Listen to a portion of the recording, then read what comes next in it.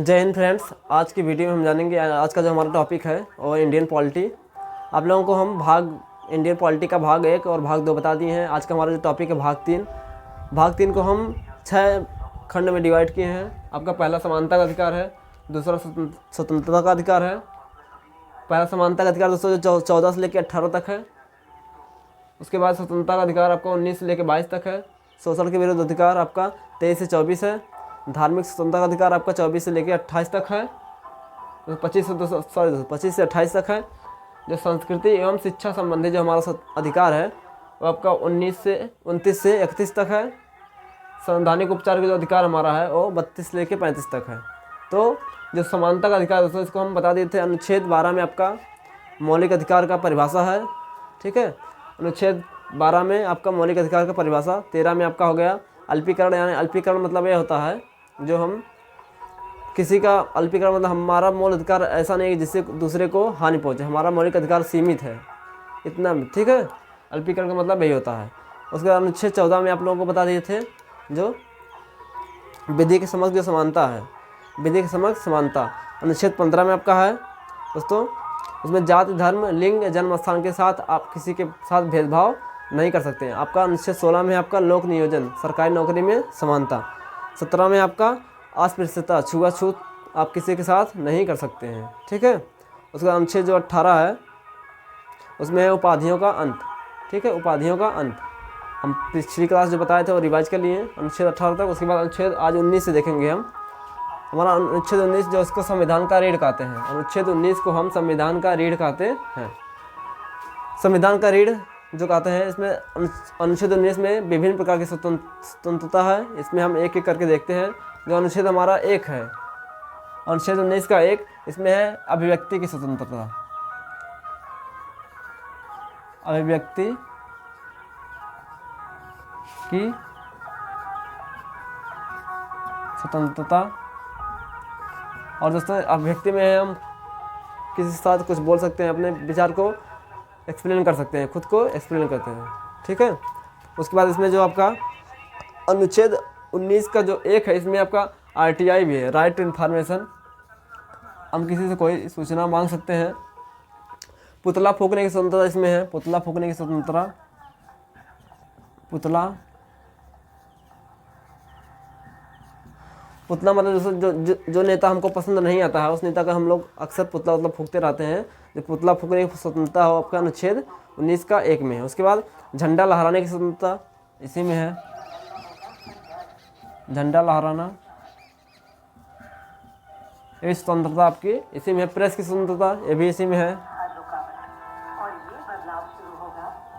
उसके बाद आपका जो मीडिया है, मीडिया की स्वतंत्रता भी अनुच्छेद 19 का 1 में है। ये सब स्वतंत्रता आपकी इसमें है, आपका अनुच्छेद 19 का 1 में है। उसके बाद अनुच्छेद 19 का 2 हम देखते हैं। अनुच्छेद 19 का दोस्तों 2 में है आपका और क्या है, सभा करने की स्वतंत्रता। बिना हथियार सभा करने की स्वतंत्रता है। क्या है, सभा, हम सभा कर सकते हैं। अनुच्छेद आपका 19 का 3 में है संगठन बनाने की स्वतंत्रता। आप किसी प्रकार का स्वतंत्र संगठन बना सकते हैं जो हमारे देश की अखंडता और एकता को प्रभावित ना करे। आप ऐसा संगठन बना सकते हैं, जैसे दहेज उन्मूलन संगठन आप बना सकते हैं महिलाओं के लिए। आप कोई भी संगठन बना सकते हैं। उसके बाद अनुच्छेद 19 का जो 4 है आपको घूमने की स्वतंत्रता। आप कहीं भी पूरे भारत में कहीं भी घूम सकते हैं। घूमने का मतलब दोस्तों आप नहीं कि किसी के बेडरूम में जाके घुस जाएं, ठीक है। ऐसी स्वतंत्रता आपका नहीं है, क्योंकि उसका भी वो प्राइवेसी है, निजता का अधिकार उसे भी है, ठीक है। आपका जो अनुच्छेद 13 आपका अल्पीकरण यही कहता है कि आप घूम सकते हैं हर जगह, लेकिन किसी के बेडरूम में या फिर किसी की प्राइवेसी आप नहीं छीन सकते हैं। आप कहीं भी घूम सकते हैं। घूमने की स्वतंत्रता किसमें है, आपका अनुच्छेद 19 का 4 में। उसके बाद 5 में आपका है अनुच्छेद 19 का 5 में बसने की स्वतंत्रता। अनुच्छेद आपका 19 का 5 में आपका कहीं भी बसने की स्वतंत्रता। आप कहीं दिल्ली, बम्बई या फिर कहीं गए, गुजरात, राजस्थान, जम्मू कश्मीर में पहले नहीं था, लेकिन अब धारा 370 हट गई, आप वहाँ पे बस सकते हैं। तो क्या है, अनुच्छेद 5 में, अनुच्छेद 19 का 5 में बसने की स्वतंत्रता। अनुच्छेद 6 में, 19 का 6 में हम देखते हैं जो संपत्ति है, क्या हम कहीं भी संपत्ति खरीद सकते हैं, हमारे संपत्ति का अधिकार है। किसका अधिकार है? संपत्ति का अधिकार। हमारा अनुच्छेद जो 19 का 6 में आपका संपत्ति का अधिकार दोस्तों। उसके बाद 7 में हमारा है हम कहीं भी संपत्ति खरीद सकते हैं। 7 में हमारा है व्यवसाय करने की स्वतंत्रता। आप अनुच्छेद 19 का 7, अनुच्छेद हमारा कहता है 19 का 7वां 7 या वो कहता है आप कहीं भी बस सकते हैं। अनुच्छेद 6 कहीं भी बस सकते हैं। अनुच्छेद 7 हमारा जो कहीं भी आप व्यवसाय, कोई भी व्यवसाय कर सकते हैं। नहीं कि बम बनाने लगे, कारतूस बेचने लगे, AK-47 बेचने लगे। मतलब हमारी भारत की अखंडता और एकता को ध्यान में रखते हुए आप कोई भी व्यवसाय कर सकते हैं। ठीक है, ये कोई हमारे जो संविधान का रीढ़ है इसको हम कहते हैं। तो अब एक है संपत्ति का अधिकार जो आपका है। संपत्ति अधिकार मूल अधिकार है। क्या मूल अधिकार में था? तो कहीं अगर सड़क बन रही है, हाईवे बन रहा है, रेल पटरी बन रही है, तो कोई इंसान है जो अपना ज़मीन सरकार को नहीं देता, ये हमारी मूल अधिकार है, हम इसको नहीं देंगे, ये हमारे दादा की निशानी है। कोई कहा हमारे दादा की निशानी है, कोई कहा हमारे परदादा की निशानी है। तो वो मूल अधिकार के लिए सुप्रीम कोर्ट पहुंच जाता। अनुच्छेद 32 का प्रयोग करके वो सुप्रीम कोर्ट पहुंच जाता था, या फिर अनुच्छेद 226 का प्रयोग करके वो हाई कोर्ट चला जाता। तो सुप्रीम कोर्ट उसका कहता था इसका मूल अधिकार, आप इसके मूल अधिकार को नहीं छीन सकते हैं। तो बहुत दिक्कत होता सरकार को रोड बनाने में, हाईवे बनाने में, पुल बनाने में, जो भी। तो 44वां जो संविधान संशोधन करके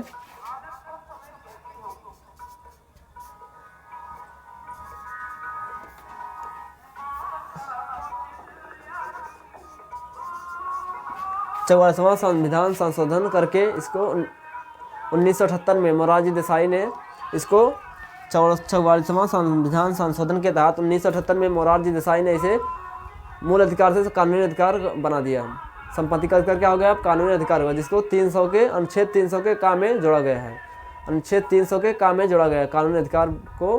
जो हमारा संपत्ति का अधिकार पहले मूल अधिकार था, इसको 1978 में 44वां संविधान संशोधन के द्वारा इसको आपका जोड़ दिया गया कानूनी अधिकार में, 300 के काम में। तो अब हमारा जो हमारी सरकार है ज़मीन ले सकती है किसी का, हमारा कोई व्यक्ति हमारा जो मूल अधिकार नहीं छीन सकता, लेकिन सरकार ये चीज़ छीन सकती है। कानूनी अधिकार क्या होता है? हमारा जो वोट देने का अधिकार कानूनी अधिकार है। ठीक है, ये सब सरकार हमसे छीन सकती है। ठीक है, तो अनुच्छेद 19 का जो 6वां अनुच्छेद है संपत्ति का अधिकार, इसको कानूनी अधिकार बना दिया गया है। ठीक है, जो हमारा अनुच्छेद 19 हो गया, उसके बाद अनुच्छेद हम 20 देखते हैं। अनुच्छेद 20 देखते हैं, इसमें क्या है? इसमें दोस्तों इसमें भी 3 प्रकार की स्वतंत्रता है। अनुच्छेद 20 में आपका 3 प्रकार की अलग अलग स्वतंत्रता है। ठीक है, एक्स पोस्ट फैक्टो। क्या है? एक्स पोस्ट फैक्टो है। इसमें है आपका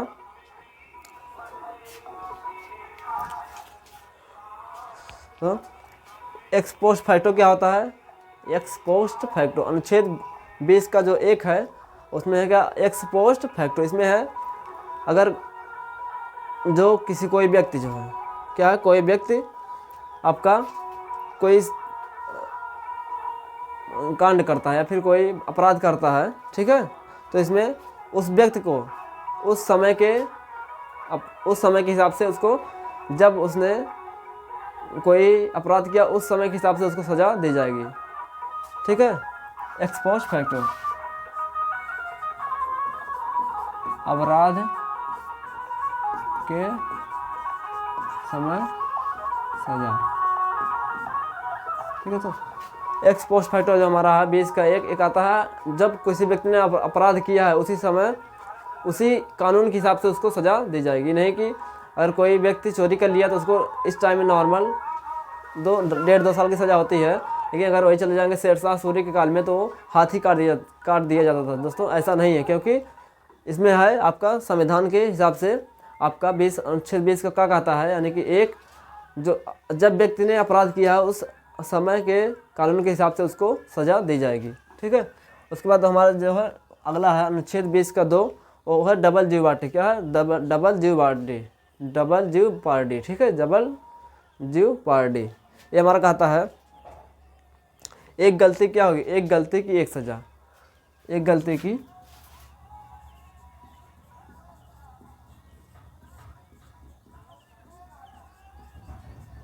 ठीक है। जो अनुच्छेद हमारा 2 है, डबल जेओपार्डी, एक आता है कि एक किसी व्यक्ति को एक अपराध की एक ही सज़ा मिलेगी, एक अपराध की एक सज़ा, नहीं कि एक अपराध की 2 सज़ा। एक अपराध वो करके आया, जेल से छुट के बाहर आ गया, फिर किसने किया है, तू मर्डर किया था, फिर उसको अंदर चला गया, तो ऐसा नहीं हो सकता, ठीक है, क्योंकि उसको एक अपराध की एक ही सज़ा मिलेगी। उसके बाद सेल्फ, अगला जो हमारा 20 का 3 है, 20 का 3 है, एक क्या है, सेल्फ इनक्रिमिनेशन। क्या, सेल्फ इनक्रिमिनेशन। एक आता है कोई अपराधी या कोई व्यक्ति खुद के खिलाफ गवाही नहीं दे सकता, खुद के खिलाफ गवाही नहीं दे सकता है, ठीक है, इसको कहते हैं सेल्फ इनक्रिमिनेशन। जैसे पुलिस जो है रिमांड पर लेती है तो उसको बहुत मार मारती है, उससे क्या होता है, कुबलवाती है कि आप बताओ तुमने कांड किया है कि नहीं, ये अपराध तुमने किया कि नहीं किया है, तो वो व्यक्ति अपने खिलाफ गवाही नहीं दे सकता है। ये क्या है, सेल्फ इनक्रिमिनेशन, ठीक है।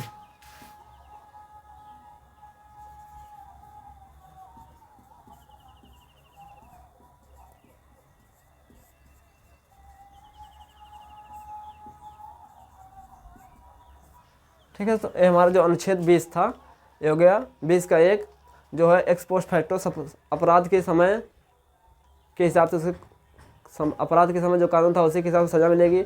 उसके बाद डबल जेओपार्डी है।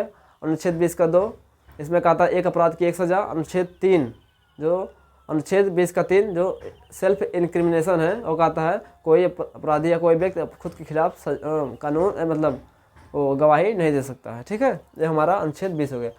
उसके बाद अनुच्छेद जो हमारा 21 आता है, अनुच्छेद हमारा 21 है, प्राण एवं दैहिक स्वतंत्रता।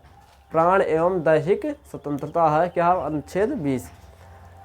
इसमें भी आपका स्वतंत्रता, प्राण एवं दैहिक स्वतंत्रता, मतलब आप अपने खुद अपनी जान नहीं दे सकते, आप सुसाइड नहीं कर सकते। संविधान खुद उसकी क्या करता है, रक्षा करता है। आप अगर खुद की जान लेंगे, सुसाइड करेंगे, तो इसका मतलब क्या है, वो भी एक तरह से अपराध है। अगर आप मर गए, आपका मृत्यु हो गई तो कोई बात नहीं, अगर आपकी मृत्यु नहीं हुई, आप जिंदा हैं, सुसाइड करने से बच गए, तो आपको भी सज़ा मिलेगी, ठीक है।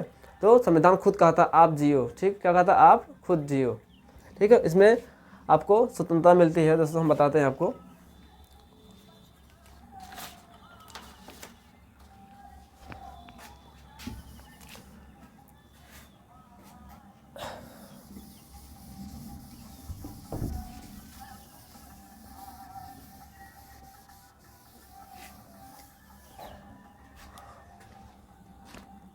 तो जो हमारा अनुच्छेद 21 है, प्राण दैहिक स्वतंत्रता।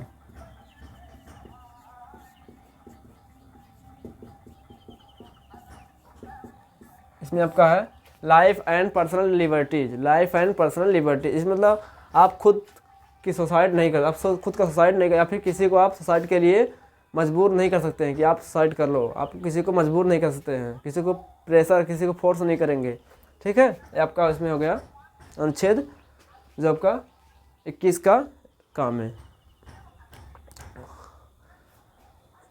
इसमें कहा था आपका आप प्राण, खुद का किसी का प्राण नहीं ले सकते हैं।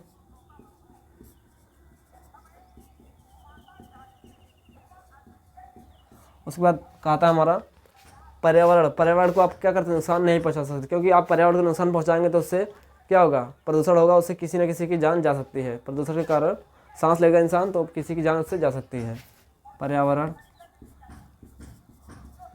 उसके बाद आपका हेलमेट और सीट बेल्ट। इसमें आपका हो गया, आप अगर गाड़ी चला रहे हैं, आप हेलमेट नहीं लगाएंगे तो आपकी जान जा सकती है, आप खुद का जान जोखिम में डाल रहे हैं। आप सीट बेल्ट नहीं लगाएंगे तो आपकी जान जा सकती है, जब गाड़ी कहीं लड़ेगी तो आपकी जान जा सकती है सीट बेल्ट के द्वारा, अगर नहीं लगा रहेंगे तो। इससे क्या होगा, आप अपनी जान देने जा रहे हैं, इसलिए आपको इसमें आएगा प्राण एवं दैहिक स्वतंत्रता में आप हेलमेट लगाइए, सीट बेल्ट पहनिए और पर्यावरण को सुरक्षित रखिए, और आप किसी को फोर्स ना करिए, खुद सुसाइड ना करिए। अनुच्छेद जो आपका 21 का आता है। अगर हम देखेंगे पर्सनल लिबर्टी में आपका दैहिक स्वतंत्रता, जो हमारा दैहिक स्वतंत्रता है, ये क्या है, ये आपका है, इसमें आपका निजता का अधिकार। किसका अधिकार है, आप कहीं भी एकांतवास में रह सकते हैं, एकांतवास।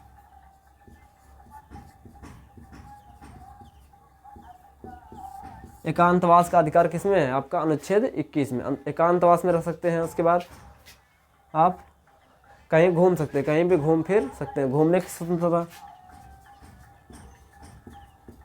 ये आप कहीं भी घूम सकते हैं। उसके बाद हमारा जो निजता का अधिकार है, किसका? निजता का अधिकार, इसको कहते हैं प्राइवेसी। निजता का अधिकार जो हमारा अनुच्छेद 21 में है, वो भी इसमें निजता का अधिकार क्या? आप किसी का फ़ोन का पासवर्ड नहीं जान सकते उसको ज़बरदस्ती, या फिर आप किसी का फ़ोन कॉल रिकॉर्ड नहीं कर सकते। इसमें उसका निजता का अधिकार में आप पकड़े जाएंगे। ठीक है, ये निजता का अधिकार है, प्राइवेसी। आप हर कोई इंसान अपनी प्राइवेसी रख सकता है, ये इसका मूल अधिकार है। उसके बाद अगला हम चाहते हैं व्यभिचार। क्या है? व्यभिचार, अडल्टरी। व्यभिचार दोस्तों क्या होता है? व्यभिचार यह है, अगर कोई व्यक्ति किसी शादीशुदा व्यक्ति या शादीशुदा औरत का संबंध किसी अन्य पुरुष से होता है, ठीक है, अन्य पुरुष से होता है दोस्तों, पहले इसकी क्या थी? पहले इसकी अगर कोई पहले क्या था? पहले जब कोई स्त्री, शादीशुदा स्त्री किसी व्यक्ति से संबंध बनाते थे, यानी उससे इसका अफेयर था, तो अगर वो उसमें पकड़ी जाती थी तो उसको धारा 497 के तहत उसको सज़ा होती थी। धारा 497 के तहत उसको, उस औरत को सज़ा होती। लेकिन अगर कोई व्यक्ति पकड़ा जाता है, शादीशुदा व्यक्ति किसी औरत के साथ अफेयर उसका है, पकड़ा जाता था तो उसको सज़ा नहीं होती थी, लेकिन बस केवल महिलाओं को सज़ा होती थी। अगर कोई शादीशुदा महिला किसी व्यक्ति उसका अफेयर है उसमें पकड़ी जाती थी तो उसको उस सज़ा होती थी। जो व्यभिचार में पकड़ी जाती थी उसको सज़ा धारा 497 के तहत उसको सज़ा होती थी। लेकिन दोस्तों इसको सुप्रीम कोर्ट ने इसको 2017 में निजता का अधिकार और व्यभिचार का जो अधिकार था इसको दोस्तों हटा दिया गया। तो अब कोई भी शादीशुदा औरत या शादीशुदा पुरुष, उसको आप किसी बाहरी महिला या फिर महिला पुरुष से, बाहरी पुरुष से, या फिर शादीशुदा महिला जो है वो बाहरी पुरुष से, शादीशुदा जो पुरुष है वो बाहरी महिला से अफेयर बना सकता है, उससे कोई दिक्कत नहीं है। ये आपका अनुच्छेद 20 में है, भी क्या? व्यभिचार है। ठीक है, लेकिन दोस्तों जब इसको जोड़ा गया तो इसको व्यभिचार जो है वो तलाक जो डिवोर्स जो लॉ होता है, जो डिवोर्स का जो कानून होता है, इसमें जोड़ा गया कि अगर कोई औरत व्यभिचार में पकड़ी जाती है तो एक तलाक का एक कारण माना जाएगा। व्यभिचार को तलाक का एक कारण माना जाएगा। इसमें अगर औरत पकड़ी जाती है तो उसको पति की तरफ से कोई भी गुजारा भत्ता नहीं दिया जाएगा। अगर फिर पुरुष पर पकड़ा जाता है तो जो महिला की तरफ से कोई गुजारा भत्ता होता है वो कुछ भी नहीं दिया जाएगा। ठीक है, तो ये अनुच्छेद आपका जो अनुच्छेद 21 में है व्यभिचार है। निजता का अधिकार किस में है? आपका प्राइवेसी में। ठीक है दोस्तों, उसके बाद जो हमारा अनुच्छेद 20 था वो हो गया। उसके बाद अनुच्छेद हम 21 देखते हैं। अनुच्छेद 21 हमारा क्या है? अनुच्छेद 21 का जो का है हमारा, अनुच्छेद 21 भी हो गया। फिर अनुच्छेद 21 का हम जो का देखते हैं, अनुच्छेद हमारा 21 उसका का एक खंड और है। इसमें 6 से 14 वर्ष के बच्चों को जो है निःशुल्क शिक्षा है। 6 से लेकर 14 वर्ष के बच्चों के लिए निःशुल्क शिक्षा है। Right to primary education, right to primary education. इसको 86वां संशोधन के तहत 2002 में इसको अनुच्छेद 21 के का में जोड़ा गया। आपका किसमें? प्राण एवं दैहिक स्वतंत्रता में। 6 से 14 वर्ष के बच्चों के लिए निःशुल्क शिक्षा, राइट टू प्राइमरी एजुकेशन, 86वां संशोधन 2002 में इसको जोड़ा गया। उसके बाद अगला हम देखते हैं अनुच्छेद जो हमारा 22 है। अनुच्छेद 22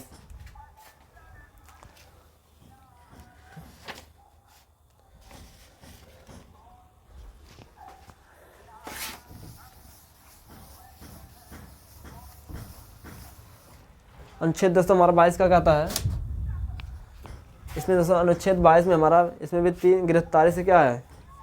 अनुच्छेद 21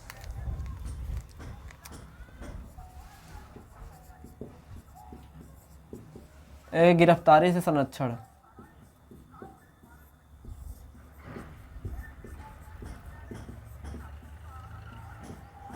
अनुच्छेद 21 में आपका गिरफ्तारी से संरक्षण है, गिरफ्तारी से संरक्षण है। इसमें भी आपका तीन अलग अलग प्रकार की स्वतंत्रता है। ये दोस्तों हम देखते हैं जो हमारा अनुच्छेद 20 और 21 है। जो हमारा अनुच्छेद 20 और 21 में है, ये हमारा सबसे पावरफुल क्या है? अनुच्छेद 20 और 21 जो हमारा सबसे पावरफुल क्या है? मूल अधिकार है, जो कोई भी नहीं छीन सकता। आपातकाल के समय भी इसको कोई छीन नहीं सकता है, निलंबित भी नहीं किया जा सकता है। अनुच्छेद 20 और 21। तो सबसे पावरफुल या फिर सबसे शक्तिशाली हमारा मौलिक अधिकार कौन सा? अनुच्छेद 20 और 21। ये आपातकाल के समय भी आपको छीना नहीं जा सकता है या फिर निलंबित नहीं किया जा सकता है, अनुच्छेद 20 और 21। अगला हम देखते हैं अनुच्छेद जो हमारा 22 है, एक क्या है? गिरफ्तारी से संरक्षण है। क्या है? गिरफ्तारी से संरक्षण। इसमें 3 अलग अलग प्रकार की स्वतंत्रता दी गई है। इसमें हम देखते हैं पहला, अगला जो हमारा है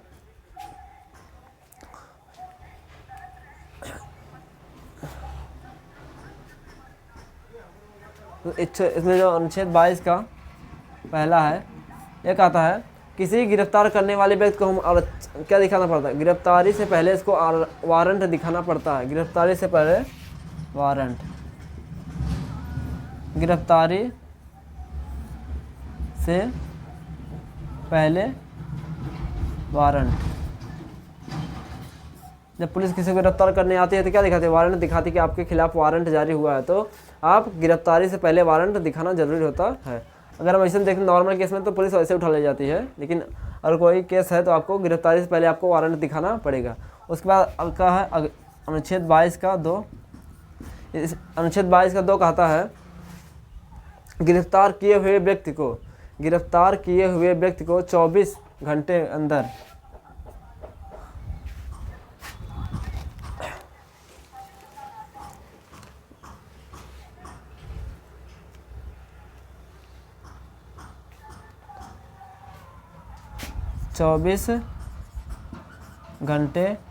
के अंदर न्यायालय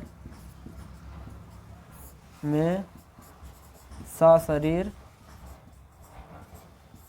पेश करना। अनुच्छेद हमारा 22 का 2 का आता है 24 गिरफ्तार किए हुए व्यक्ति को 24 घंटे के भीतर आपको न्यायालय में उसको उपस्थित करवाना होगा, सशरीर जज के सामने उसको ले जाना होगा।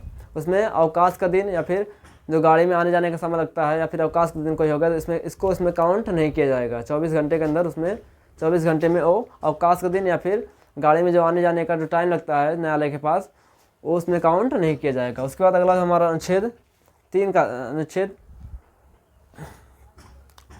22 का 3 हमारा है। अनुच्छेद 22 का 3 जो हमारा है, एक आता है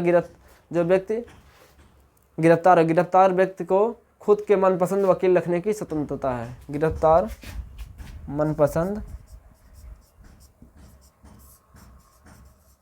वकील रखने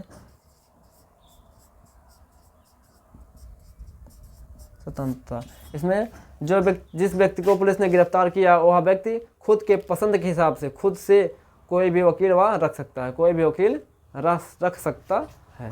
ठीक है, वो कोई भी वकील आपको अनुच्छेद 22 के 3 के तहत वो मनपसंद वकील रख सकता है। तो दोस्तों जो हमारा अनुच्छेद आपका जो स्वतंत्रता का अधिकार अनुच्छेद 19 से 22 ये हमारा आज समाप्त हुआ। दोस्तों नेक्स्ट क्लास में हम बताएंगे शोषण के विरोध अधिकार, धार्मिक स्वतंत्रता का अधिकार, ये हम नेक्स्ट क्लास में बताएंगे। उसके बाद हमें जो बच्चा इसको बता देंगे दोस्तों। तो आई होप दोस्तों आपको ये टॉपिक समझ में आया होगा भारतीय संविधान का। इसमें दोस्तों आपको कोई भी डाउट हो तो आप कमेंट बॉक्स में ज़रूर लिख के बताइएगा, हम आपके डाउट को दूर करने की पूरी कोशिश करेंगे। दोस्तों ऐसे ही चैनल पर बने रहिए। आप चैनल पर नए हैं चैनल सब्सक्राइब कर लीजिए, वीडियो को लाइक कर दीजिए, फ्रेंड में दोस्तों ज़्यादा से ज़्यादा शेयर करिए दोस्तों। उसके बाद मिलते हैं किसी नेक्स्ट क्लास में, तब तक के लिए जय हिंद, जय भारत।